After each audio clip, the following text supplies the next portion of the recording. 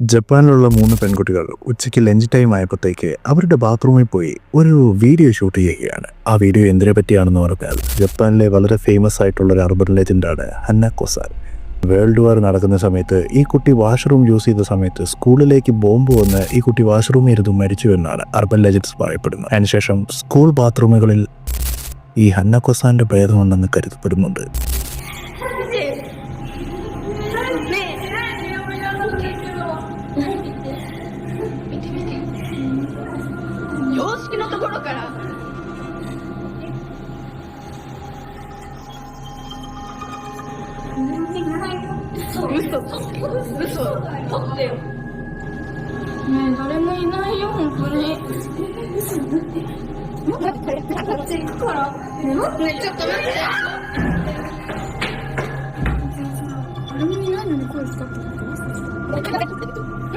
ഈ 3 പെൺകുട്ടികളും ബാത്റൂമിൽ ഹന്നക്കോ സാൻ ഉണ്ടോ നോക്കി, പക്ഷേ ഇല്ലായിരുന്നു. അവർ തിരിച്ചു പോകുന്നേരമാണ് അവിടെ നിന്ന് ആരോ കതകെ തട്ടുന്നൊരു സൗണ്ട് കേൾക്കുന്നത്. തിരിച്ചു നോക്കിയപ്പോൾ കതക് തുറന്നു കിടക്കുന്നു.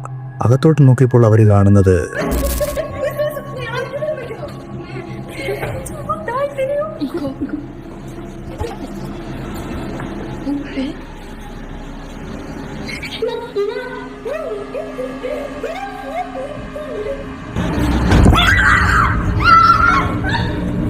ഇങ്ങനെ വികൃതമായൊരു മുഖമാണ്.